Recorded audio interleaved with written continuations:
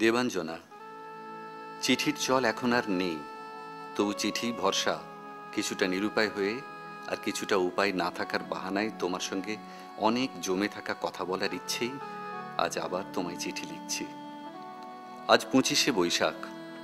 মনে পড়ে 5 বছর আগেকার এই দিনটার কথা। রবীন্দ্রভারতীতে সেটাই ছিল তোমার আমার ছাত্রজীবনের শেষ বছর। আমি, তুমি, অঙ্কুশ, শ্রাবন্তীরা খুব সকালেই পৌঁছে গিয়েছিলাম জোড়াসাঁকো ঠাকুর বাড়িতে।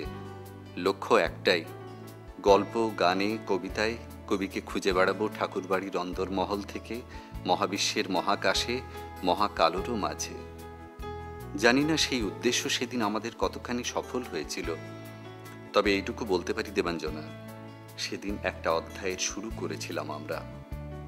আজ 5 বছর পরেও মহামানবের স্মৃতি বিজড়িত পথে হেঁটে বেড়ানোর সেই অভিজ্ঞতা আজও আমাকে রোমাঞ্চিত করে। আঁতুর ঘর থেকে উত্তরের বারান্দা, শয়নকক্ষ থেকে বিশ্রামাগার, এমনকি জীবনাবসান কক্ষের সেই ছবি আজও আমাকে অসীম শূন্যের পানে তাড়িয়ে নিয়ে ফেলে।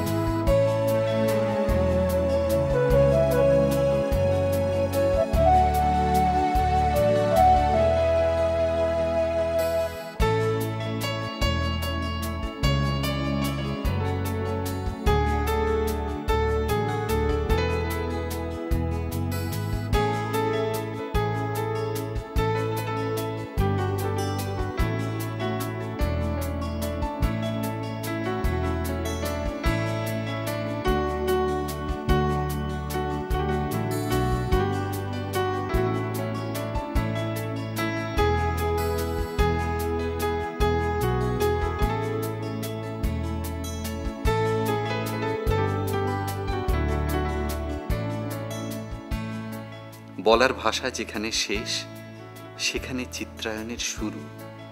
চলো, এ প্রজন্মের প্রতিনিধি হিসেবে আমরা আরও একবার খুঁজে দেখি রবীন্দ্রনাথকে ক্যাল কলিংয়ের সঙ্গে। সাগ্নি।